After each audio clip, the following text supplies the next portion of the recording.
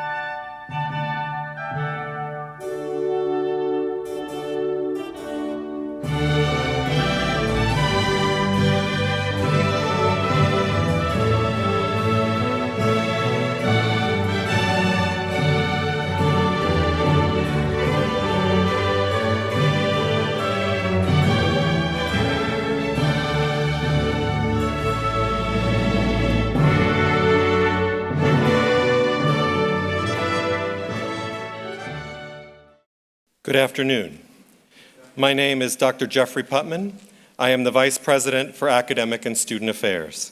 It is my pleasure and honor to welcome you to our 29th annual White Coat Ceremony. Our ceremony today is proudly sponsored by the College of Medicine, and we want to especially thank the Alumni Association of the College of Medicine for their generous donation in support of this important event. We also want to thank the Board of Trustees of the Alumni Fund and the Board of Managers of the Alumni Association and over 80 individual alumni who are listed in the program who heeded the call of our alumni leaders by donating specifically to sponsor a white coat. Together, they have purchased the first white coats for the class of 2027, and for that, we and the class of 2027 are grateful.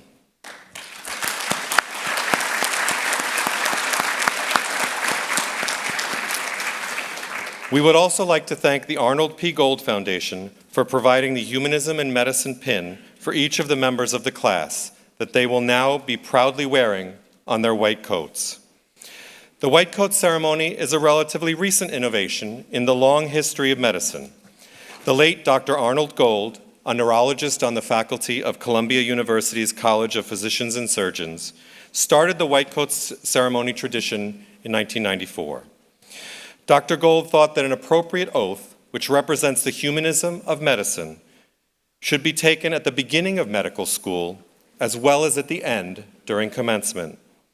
The white coat ceremony serves to welcome students to the practice of healthcare and elevate the value of humanism as a core of healthcare.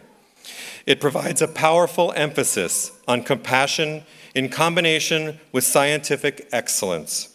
Dr. Gold was concerned that physicians were becoming more enamored with the technological aspects of medicine rather than listening to and caring for the patient, something so many of us in this room have personally experienced. The most important element of the ceremony is the oath that students take in front of family, school leadership, and their peers, and with their faculty. to acknowledge the central obligation of caring for the patient. In 1995, the Gold Foundation expanded their sponsorship of white coat ceremonies to 7 other medical schools, including SUNY Downstate's College of Medicine, and we have proudly held the ceremony ever since. The Gold Foundation reports that the white coat ceremony takes place at over 99% of schools of medicine in the United States and Canada, as well as at osteopathic schools of medicine and at medical schools in over 19 other countries. We are also proud that at Downstate, we helped the Gold Foundation to expand the white coat ceremony to our College of Nursing, as well as our physician assistant and physical therapy programs. We are grateful and honored to have been one of the earliest institutions to partner with the Gold Foundation. And we are proud to have a representative of the Gold Foundation here to celebrate with you today, Chief Operating Officer, Dr. Elizabeth Kleek.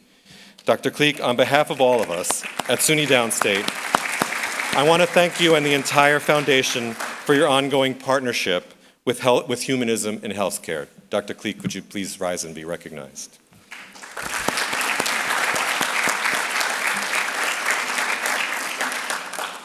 And as an added example of our institutional dedication to the mission of keeping healthcare human, our next speaker, our own president, Dr. Wayne J. Riley, is a trustee on the board of directors of the Gold Foundation. Thank you, Dr. Riley.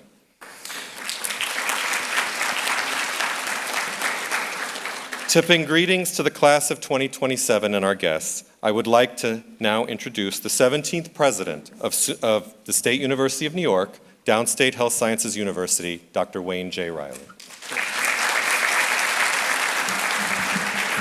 Good afternoon, class of 2027. This is my first opportunity to welcome you in person to this great College of Medicine and a great health sciences university. It's an honor of a lifetime for me to serve as the 17th president of SUNY Downstate.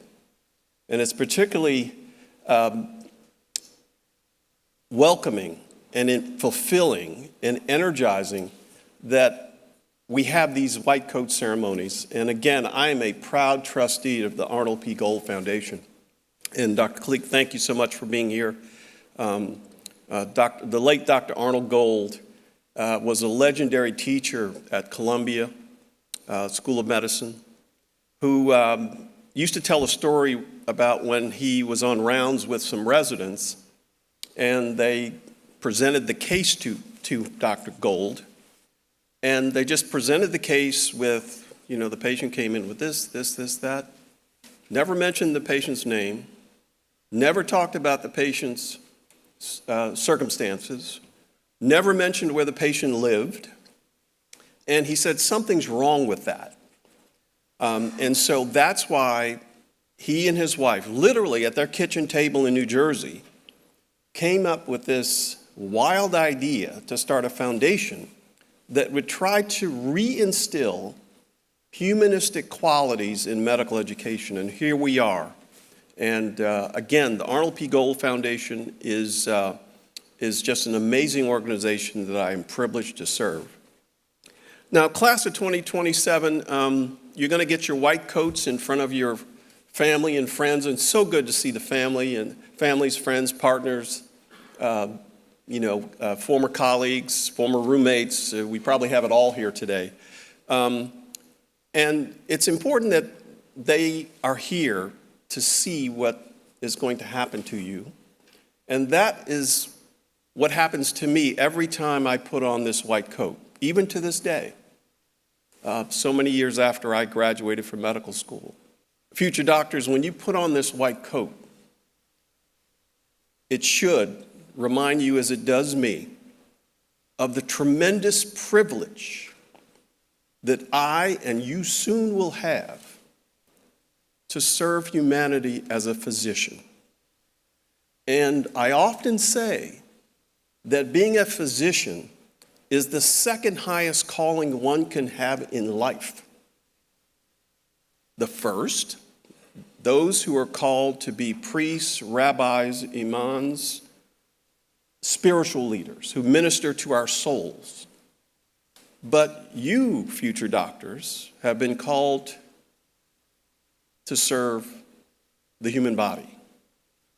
And that's an awesome, awesome privilege that I have never forgotten and never will when I put on this white coat.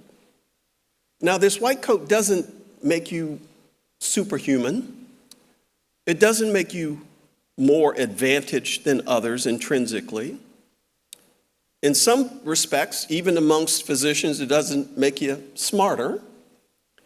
So don't mistake the aura that will emanate from you when you have this white coat throughout your career to mean that it's about you. Because doctors, it's about people. You are in the people business. I say this all the time to my staff, my team, the faculty. We are in the people business. We're in the people business of teaching future physicians, nurses, healthcare professionals, etc. We're in the people business when we try to work on public health problems that affect New York City, the world, the nation. We're in the people business, doctors. And so as you receive this white coat, not only just for today, but every time you put it on, please be mindful that it's an awesome obligation you have to serve. So, class of 2027, thank you for joining us here at Downstate, and congratulations on your white coat.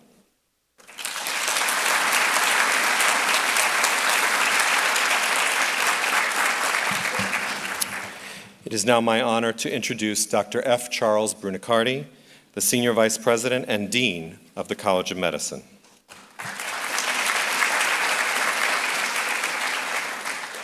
Thank you, Jeffrey.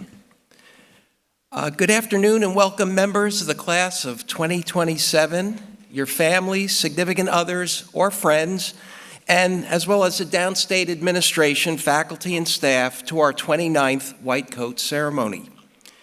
You are entering our College of Medicine at a time of continuing stress to our healthcare systems. The world has dramatically changed with the pandemic, and the profession that you are starting on now, healthcare, is at the heart of this new landscape. More importantly, you can look forward to an era of extraordinary and exciting medical discoveries and technological advances. There have been more scientific and technological advances in the past 50 years than in the entire history of medicine and the world. These advances will greatly enhance your ability to alleviate human suffering. But at the same time, you can expect to encounter a host of new medical and ethical dilemmas, as we saw with the pandemic starting in 2020. Our faculty will do our best to prepare you to meet those challenges. We have a long tradition of training physicians who are skilled in treating not just the diseases of the body, but also the humanity of the person. For this reason, we celebrate the start of your medical education and career by giving each of you a white coat, one of the symbols of a physician's compassionate care. It is a profound truism that the best patient care is caring about your patient. The white coat is also a way for us to welcome you as junior members of our profession. This year, we are honored that our white coat speaker is Dr. David Berger, SUNY Downstate College of Medicine graduate class of 1984. As an aside, Dr. Berger and I trained together in general surgery at Downstate, and we're honored that President Riley has asked us to serve Downstate, and we both say that we're here today because of the training we got at Downstate. Dr. Berger is the Chief Executive Officer of the University Hospital at Downstate and serves as a professor of surgery and of public health. With more than 25 years of healthcare leadership experience at several academic institutions, Dr. Berger leads the University Hospital at Downstate and its inpatient and outpatient services, accountable care organizations, community health centers, home cares, and other related entities. Just staggering to think of his responsibilities. He provides operational and fiscal oversight for the University Hospital Downstate and oversees the development and implementation of hospital-wide policies and procedures that promote quality patient care and patient satisfaction. Prior to joining Downstate, Dr. Berger served as the Chief Operating Officer, Interim Chief Medical Officer, and Professor of Surgery at the University of Florida Health Central in Florida. Dr. Berger spent 20 years at the Baylor College of Medicine, where he rose to the rank of full professor of surgery with tenure. During his tenure at Baylor, he was also Chief of Medical Officers, then Vice President, Chief Clinical Officer, and finally Chief Operating Officer at Baylor St. Luke's Medical Center. And this was after decades of being an outstanding surgical oncologist and taking care of patients through his incredible surgical techniques.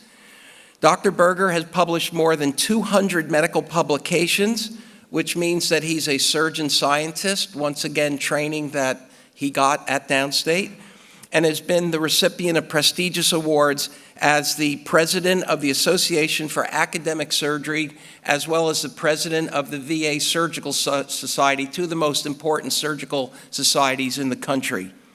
A Brooklyn native, Dr. Berger holds a Bachelor of Science in Biochemistry from Harper College at SUNY Binghamton and a Master of Science in Healthcare Management from Harvard University's T.H. Chan School of Public Health. He received his medical degree and completed a general surgery residency right here at SUNY Downstate Health Sciences University and is a member of the Alpha Omega Alpha Honor Society. Additionally, he completed a fellowship in surgical oncology at University of Texas MD Anderson Cancer Center. We congratulate you, Dr. Berger, on your outstanding achievements and believe that your stellar career and words of advice will inspire our audience today, and especially the class of 2027. Please join me in welcoming Dr. David Berger as our white coat speaker.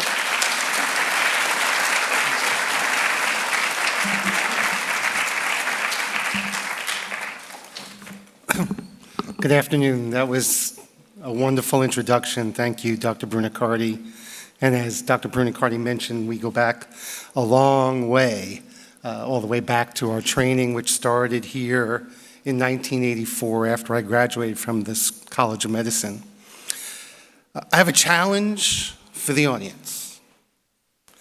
As you know, this is the second ceremony this afternoon, the white coat ceremony. Split the class so that we can make sure that all the loved ones could attend the ceremony.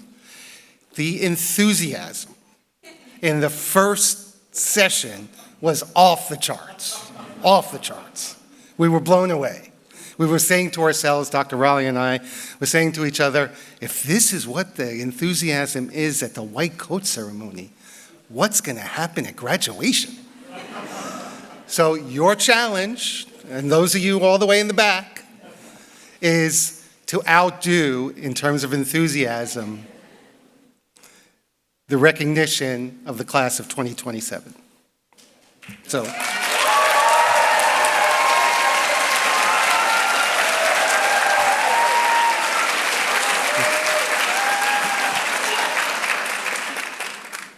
Not a bad start. Anyway, good afternoon. President Riley, Dean Brunicardi, Vice President Putman, and the Chief Operating Officer of the Gold Foundation, Dr. Elizabeth Cleek, Deans of the College of Medicine, faculty of the College of Medicine, parents, spouses, significant others, and other members of the support team for the class of 2027. But most importantly, the members of the College of Medicine class of 2027. I want to personally welcome you to the 2023 White Coat Ceremony. I would like to congratulate the class of 2027 for reaching this important milestone in your career by quoting Sir William Osler, the first physician-in-chief at Johns Hopkins Hospital and the father of modern medicine. In fact, the person who first developed the concept of bedside teaching rounds. What he said was, "Let me congratulate you on the choice of a calling which offers a combination of intellectual and moral interests found in no other profession. As a graduate of the College of Medicine at Downstate, I was humbled when I was asked to give this keynote address. Being invited to speak to you today is one of the biggest honors I have ever been granted during my medical career. I wish my mom was able to travel to be here. I know she will replay this ceremony, or the one earlier, at least 100 times once it's posted to YouTube. In fact, I actually sent her my speech this morning, and she bawled extensively for about an hour. So probably good thing she's not sitting here, because she would probably disturb the audience with her crying. Anyway, the magnitude of this honor led me to struggle to decide what to talk to you about today. This is obviously a very important day in your careers, and your families and friends are here to share it with you. I wanted to be able to have a profound message, but not be overly serious, as you can tell. I wanted to emphasize the importance of the white coat, but not be overbearing. And finally, I wanted to leave you with an important message without preaching. So I decided to do what some members of the class of 2027 would do if put in a stressful situation like this. I went to ChatGPT. I apologize in advance to the members of the audience above the age of 40 if you don't understand what I'm going to say in the next 2 minutes. I'm confident the class will get it. I went to OpenAI and I logged into my ChatGPT account and I put in the following prompt. You are an alum of a prestigious College of Medicine in New York City, speaking to a diverse crowd, including non-medical attendees. Please, capital P, capital L, capital E, A-S-E. I like to be nice to ChatGPT. Construct an outline for a 12 to 15-minute keynote address for the medical school class of 2027 white coat ceremony that is informal in tone and will hold the audience's rapt attention. Sounds like a pretty good prompt, right? I hit the enter button, and within 10 seconds, I had a complete outline for this occasion. The problem was that the output in the outline was pretty mundane and sounded similar to other keynotes I was able to see on YouTube. Additionally, the parts of the outline that were most interesting said, insert here a story about your white coat ceremony. The problem with that was when I started medical school in 1980, there was no white coat ceremony. In fact, as we've heard earlier, the white coat ceremony did not become part of the orientation to any medical school until Dr. Arnold Gold introduced the practice at the Columbia University School of Medicine in 1993. But using ChatGPT to try to write my talk made me realize the dramatic changes we have seen in society, and specifically in medicine, over the past 40 years. When I was a medical student, third or fourth year, my mom called me to say my grandmother had been rushed to the emergency room at a leading hospital in New York with significant chest pain. When I got to the hospital, it was clear from the EKG tracing and talking to the ER resident that my grandmother was having a massive heart attack. She was being treated for pain and was made comfortable and was given oxygen. Within 3 hours, the heart attack progressed, she went into cardiac arrest, and she passed. If the same thing happened today, the paramedics in the ambulance would call a code H for heart attack, alert the hospital capable of doing cardiac catheterization that they were coming. A code H would be called in the hospital. The ED physicians and the ED staff would be ready when she arrived, and the catheterization lab would be mobilized. My grandmother would get confirmatory tests in the emergency department and would be whisked to the cath lab in less than 45 minutes. A cardiac cath would be performed. They would document the clot that was responsible for the heart attack. The clot would be removed and a stent would be placed. And within a short period of time, she'd be out of the cath lab, probably in the CCU, and within 2 to 3 days, she'd be discharged home. During medical school and surgical residency, I learned that an abdominal aortic aneurysm, which is an abnormal dilatation of the major blood vessel traveling from the heart, bringing blood from the heart to the abdominal organs and to the legs, was treated by making a huge incision. And since Dr. Riley put this podium at Dr. Riley height and not Dr. Berger height, I'll step away. An incision about this size would be made in order to access the aneurysm. Surgeon would spend 6 to 8 hours in the operating room, would probably lose a bunch of blood and require transfusion. The patient would have to stay 3 to 4 days in an ICU, a total of 7 to 10 days in a hospital, and would most likely end up in a rehab facility post-discharge. In 2004, my dad was diagnosed with abdominal aortic aneurysm. His aneurysm was treated by a simple puncture in the groin and an insertion of a stent. He was out of the hospital walking in 2 days.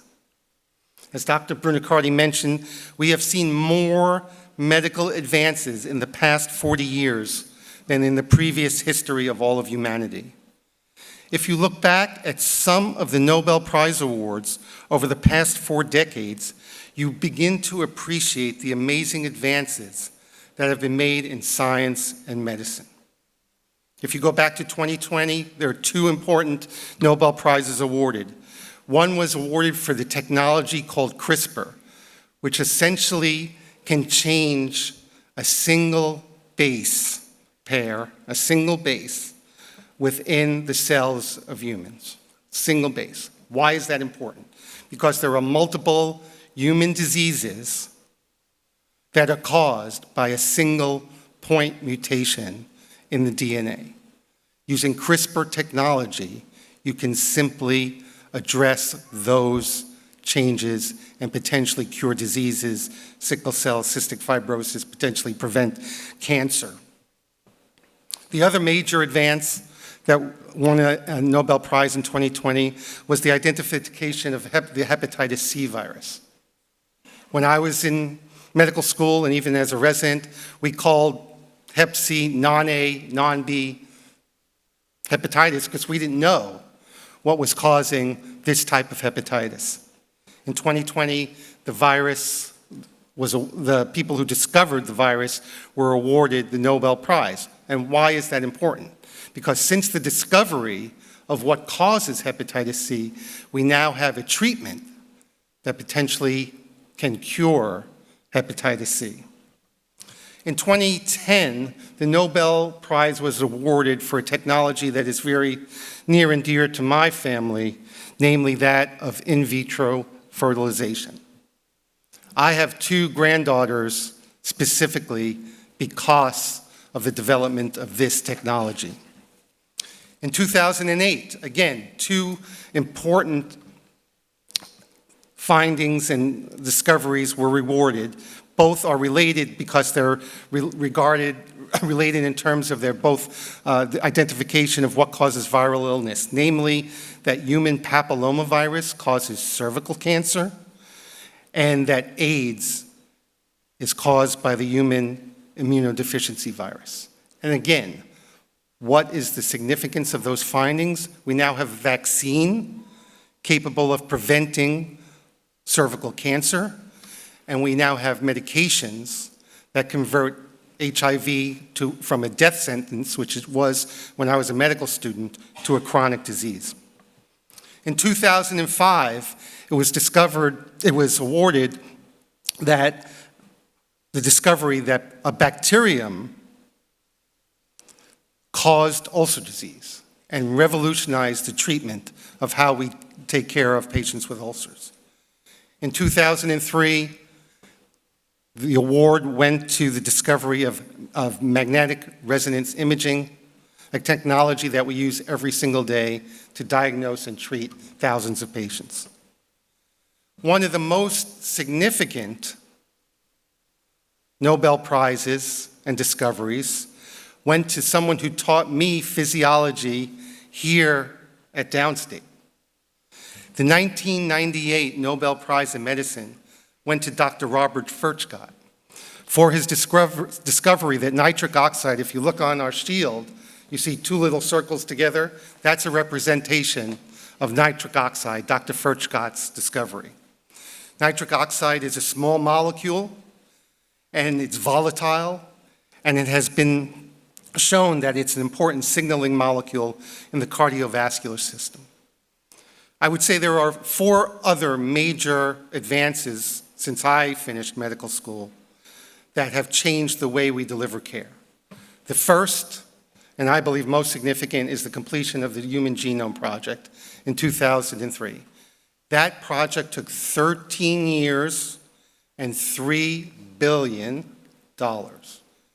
Today, if any one of you in the audience wanted their genome sequenced, it would cost less than $1,000, and you could get it done in a week. The other major advance, which there's good to it and bad to it, but I think in the long term it will be proven to be a major advance, is the development of electronic health records. And why is it important? Is because all the data is now accessible, and we can harvest that data to identify new treatments and response to treatments. In my field, surgery, the major advances were the development of laparoscopic and robotic surgery. I talked about the treating an abdominal aortic aneurysm, and now it's a simple puncture in the groin, but things like cholecystectomy, colon surgery, now liver surgery, pancreatic surgery, all can be done through tiny, tiny incisions, whereas we used to have to make huge incisions. And the impact on the human body is dramatically different when you make these little incisions versus when you have to insult the body by making huge, huge incisions. So laparoscopic surgery and robotics is a key development. And then COVID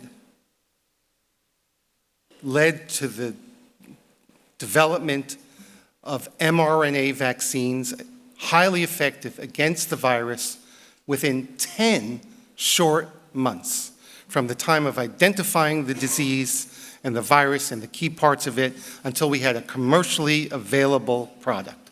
That is staggering progress.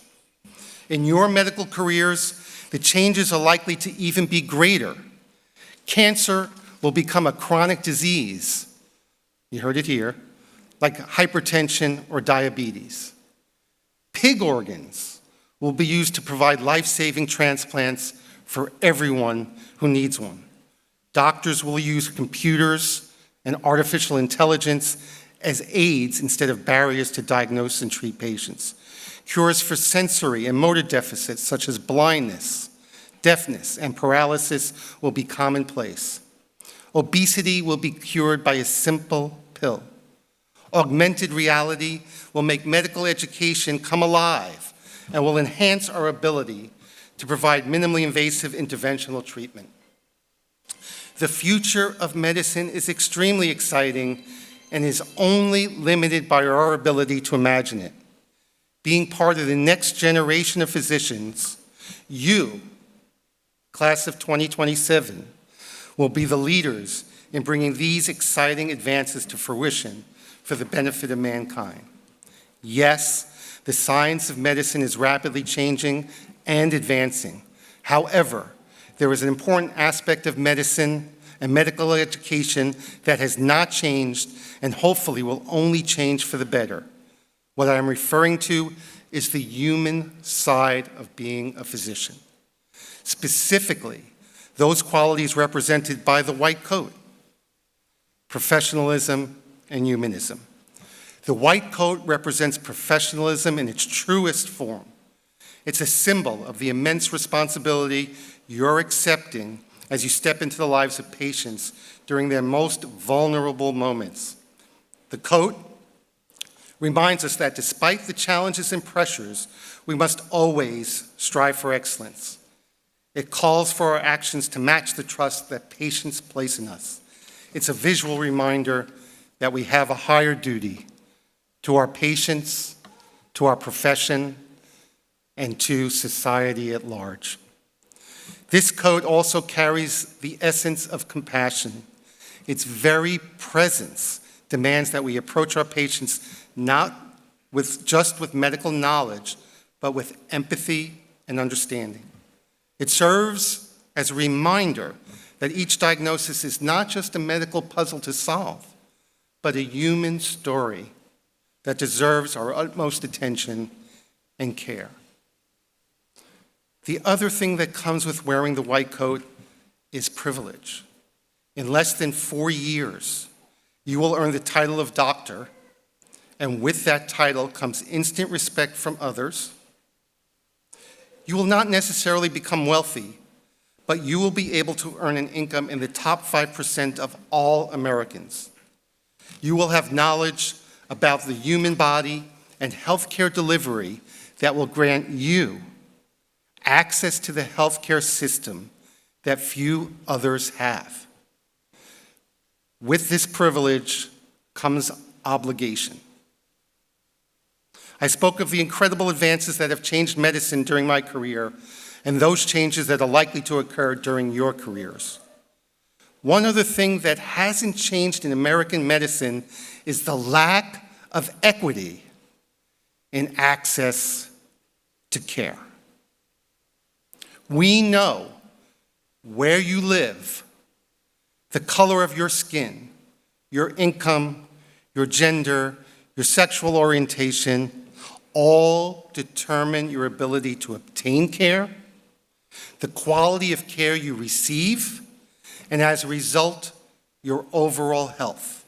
My generation of physicians has failed to make any change in access and the overall health of our population while driving up the cost of healthcare. Your generation of physicians has the ability to right this wrong.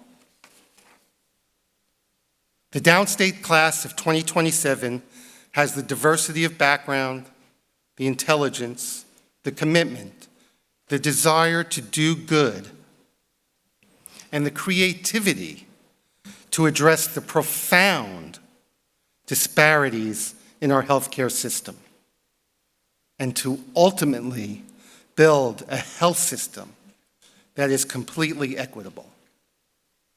I think back 40 years to my graduation from the College of Medicine, and I remember only 2 things: where the ceremony was held and where we went after to celebrate. I know there is little you remember of what I have said 40 years from now.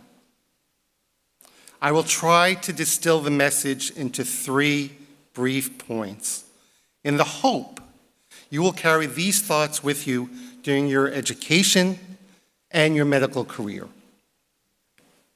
Number 1, treat everyone, regardless of social or economic status, with respect and courtesy.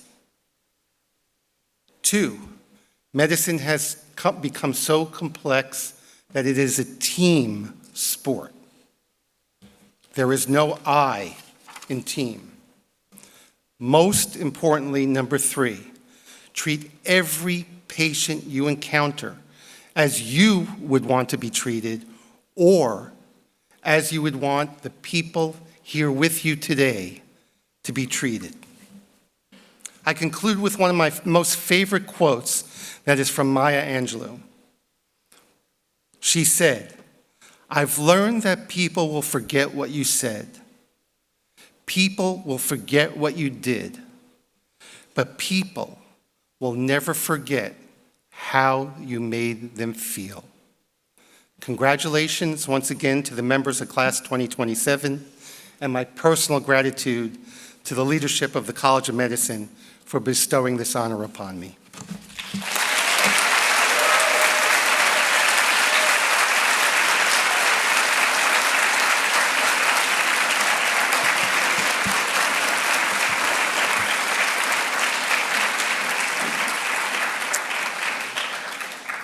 Thank you, Dr. Berger, for those wonderful remarks. And now, I am delighted to present to you the class of 2027.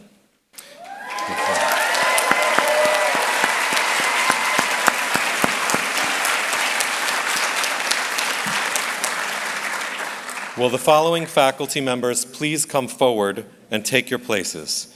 Dr. Christopher Roman, Interim Chair and Associate Professor, Department of Cell Biology, will be assisted by Dr. Ricardo Bianchi, Associate Dean for Foundations of Medicine, and myself in reading the names of the members of the class of 2027. Dr. Jason Lazar, Vice Dean for Education, Dr. Elka Jacobson-Dickman, Associate Dean for Clinical Medicine, and Dr. Antonia Quinn, Associate Dean for Clinical Skills, will assist with directing students to the stage to obtain their white coats. Dr. Carla Booten-Foster, Associate Dean for Diversity, Education, and Research, and Dr. Panos Kougias, Chair and Associate Professor of the Department of Surgery, will assist us by coding the members of the class of 2027. Students will come forward, be coded, and then proceed outside to have a formal picture taking before returning to their seats. Dr. Roman. Thank you for this honor and joy to read your names. So when I call your name, please come forward to receive your white coat. Shahid Abdel Fattah.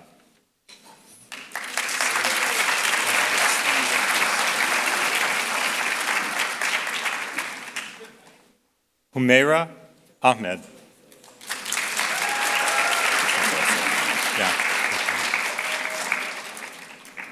Zain Ahmed.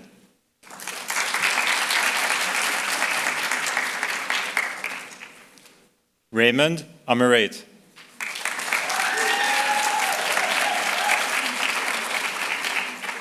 Frank Arturi.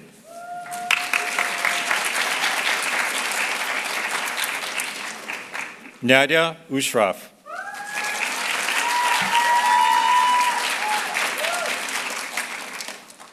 Naveed Ashrafi.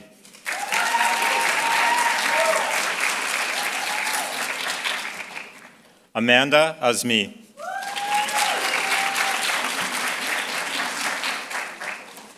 Vinay Bijour.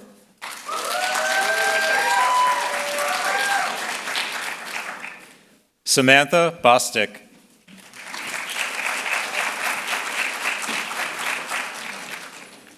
Maria Botero Pinson.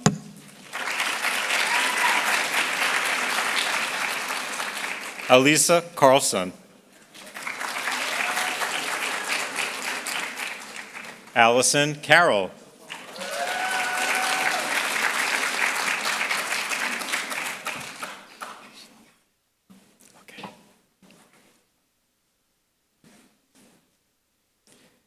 Sarah Chauthiri.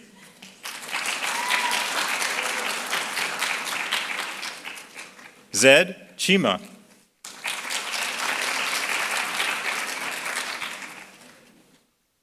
Thomas Chen.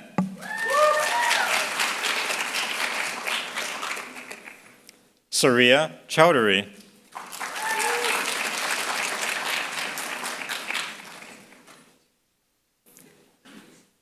Francesco Sumino.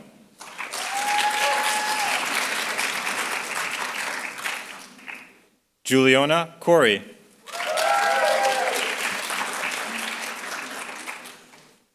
Gabrielle Cruz. Emily Dai. Jason Dayan.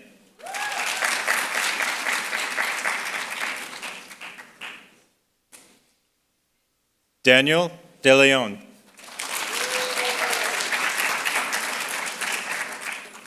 Andre Del Rosario.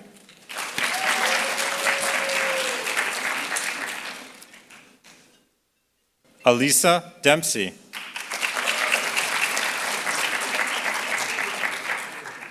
Nancy Dung.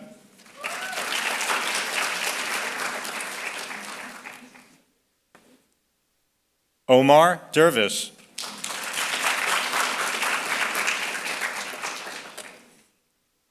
Vivian Derzia.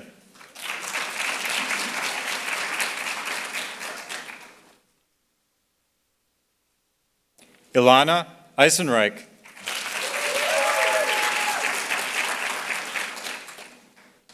Sarah Elaj.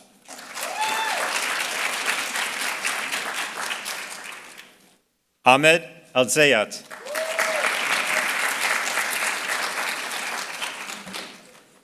Mariela Fachibani.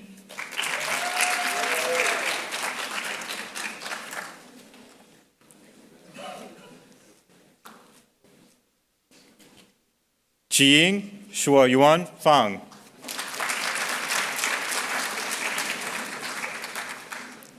Lydia Amy Fu.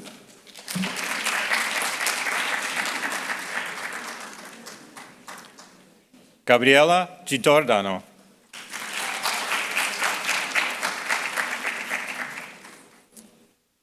Peter Sadalagerdis.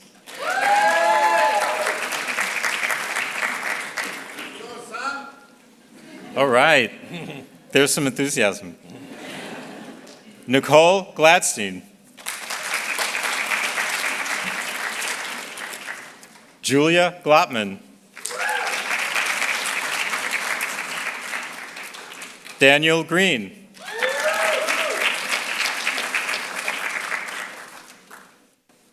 Harun Haq.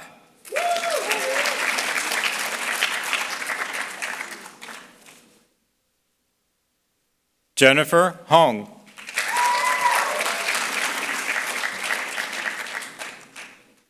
Tanzina Islam.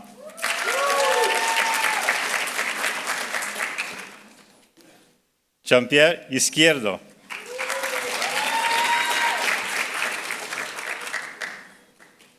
Ayushi Jha.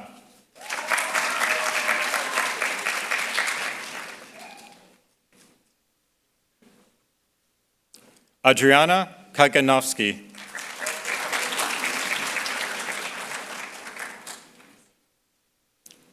Edimin Kaur.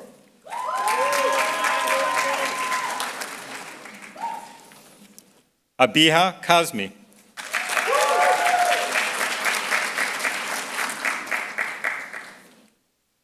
Mona Kames.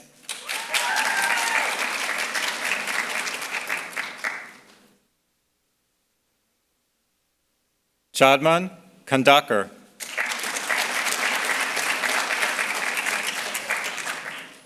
Peter Corey.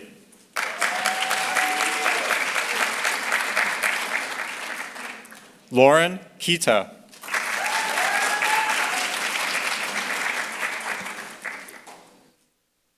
Cameron Klepper.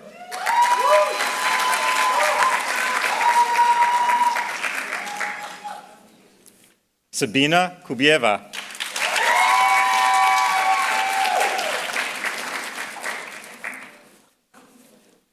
Andrew Lee.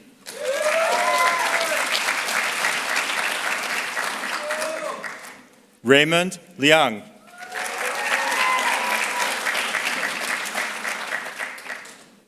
Swathi Muthinkumar.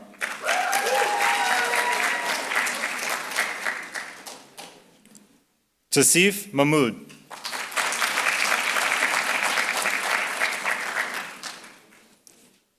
Omran Majumder.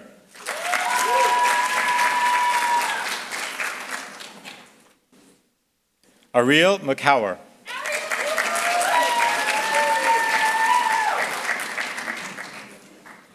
Rayan Mamoon.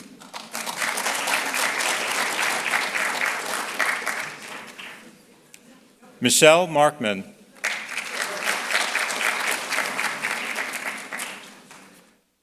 Gabriela Martin Gonzalez.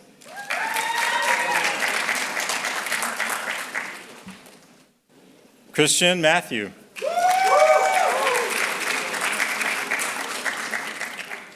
Benjamin Marco.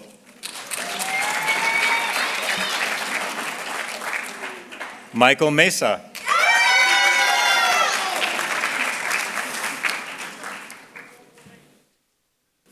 Joel Meyares Arana. Mustafa Mohammed.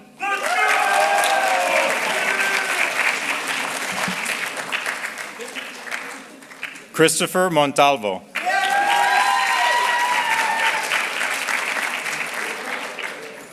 Abina Naqvi.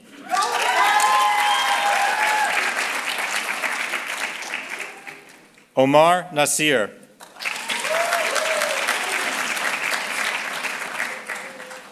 Belul Nugasi.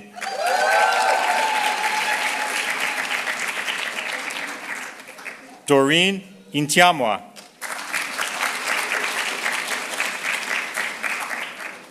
Samuel Omesi.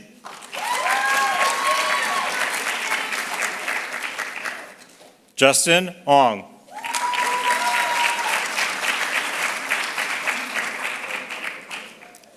Luke Osborne.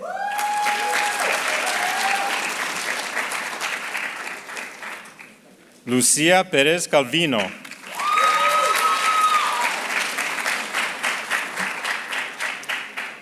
Jacqueline Bikasoff.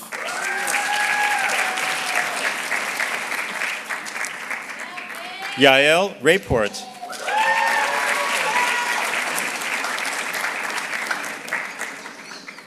Murad Razak.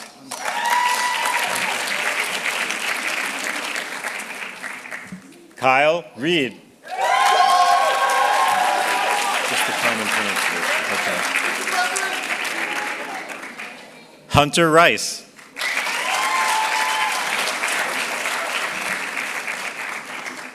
Tina Roy.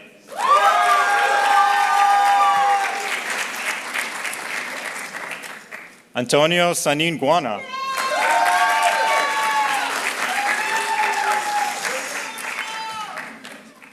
Saim Sati.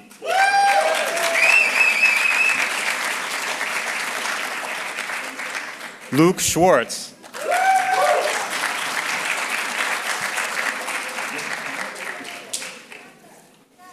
Nile Sabat.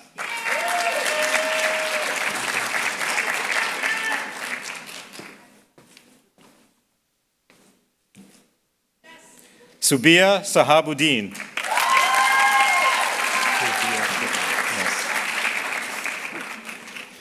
Rabia Shabazz.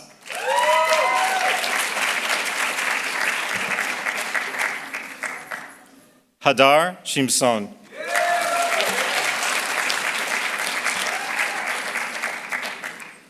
Caitlin Simpson.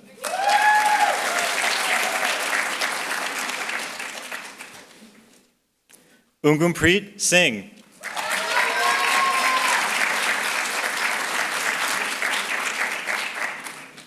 Bulkaran Singh.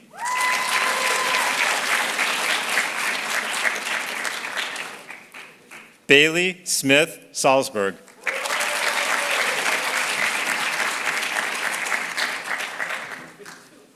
Nicholas Suku.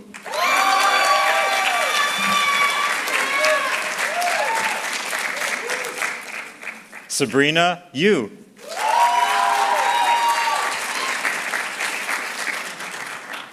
Julia Stolyar.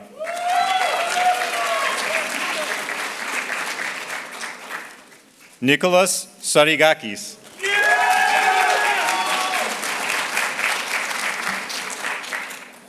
Andrew Sullivan.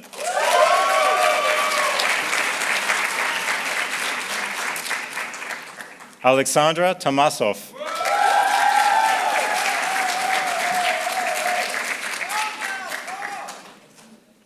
Adam Tweezer.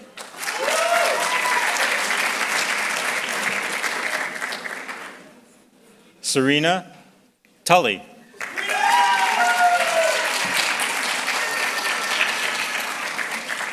Rahat Udin.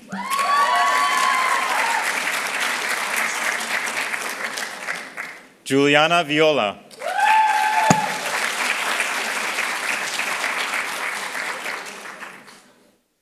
Denisha West.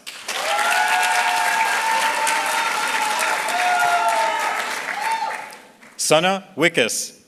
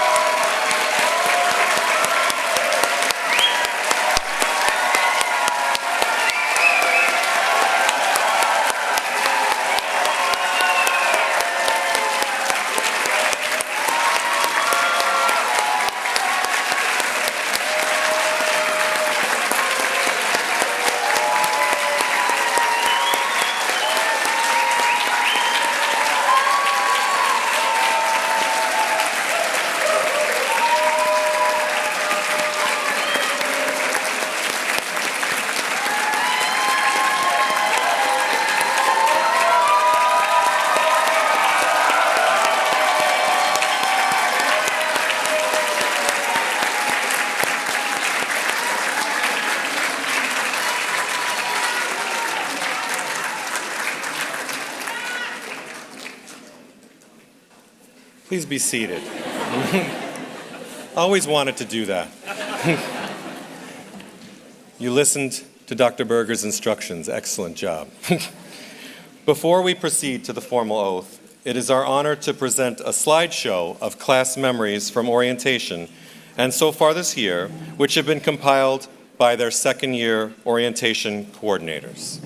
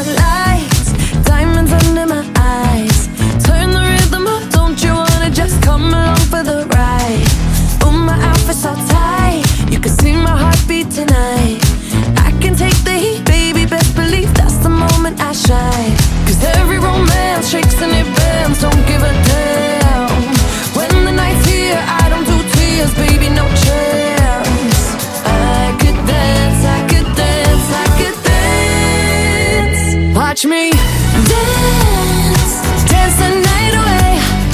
My heart could be burning, but you won't see it on my face. Watch me dance, dance the night away.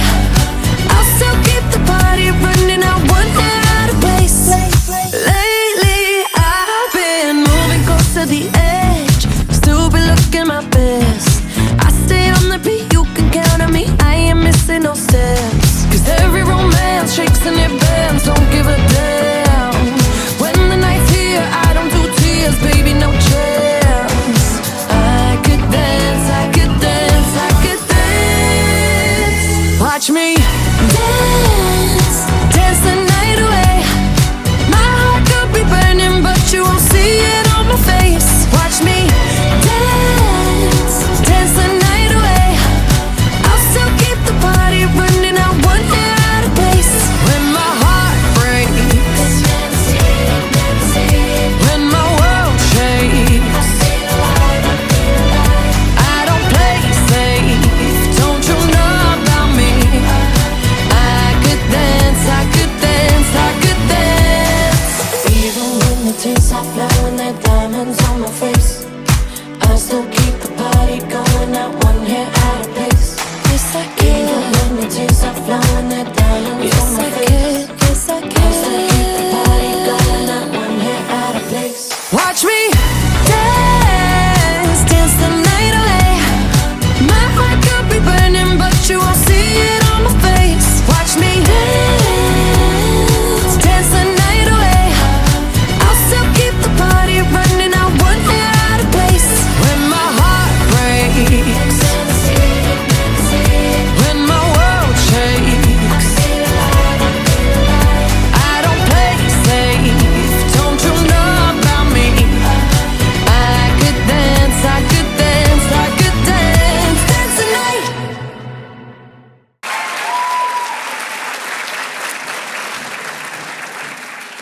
Now, it is a tradition at SUNY Downstate Health Sciences University to present the oath for teachers and learners at SUNY Downstate Health Sciences University, which is located in the program and will also appear on the screen.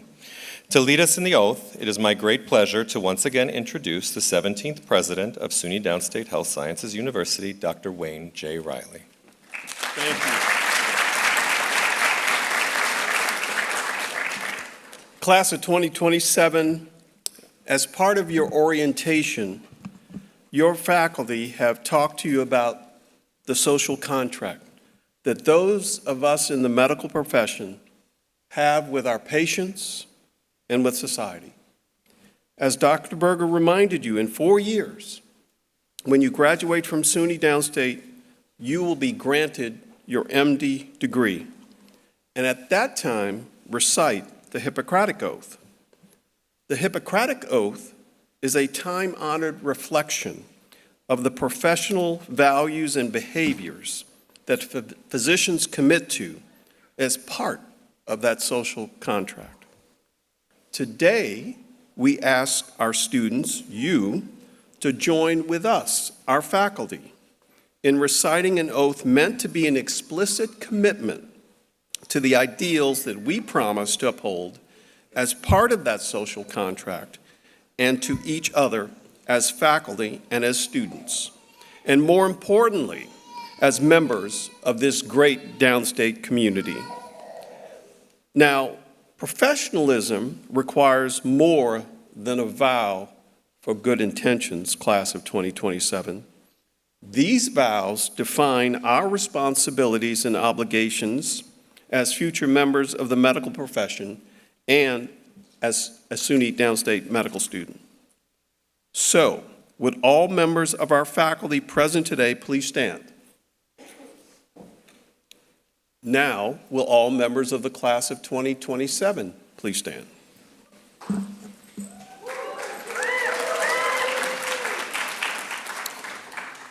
I now ask that you read the oath which appears on the screen above and behind me, following the prompts.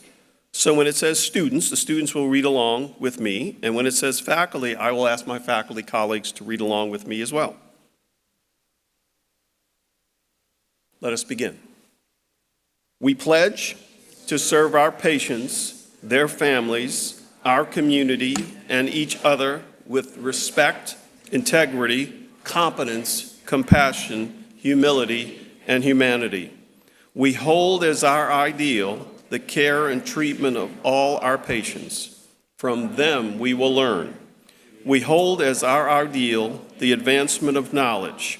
Through it, disease will be understood, prevented, and cured. We hold as our ideal open-minded collaboration. To this we are collectively committed. We hold as our ideal critical self-evaluation.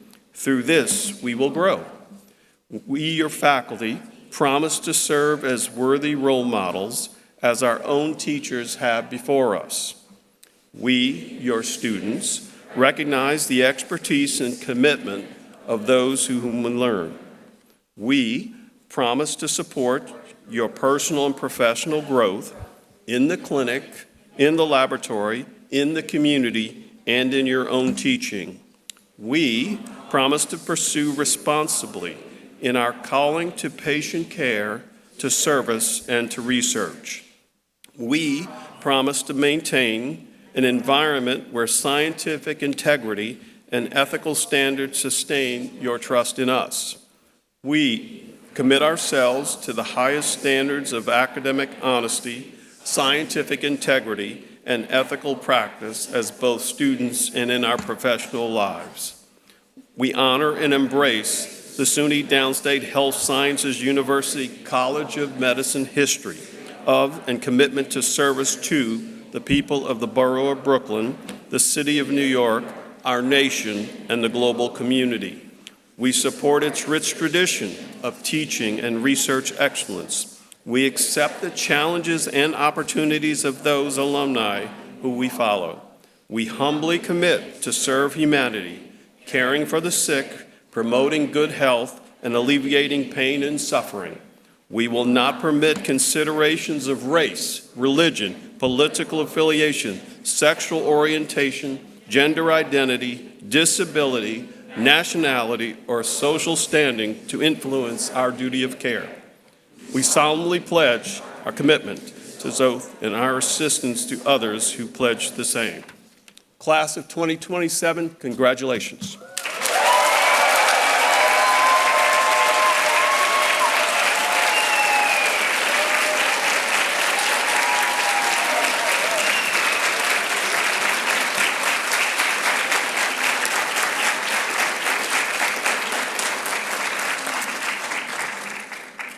Congratulations again.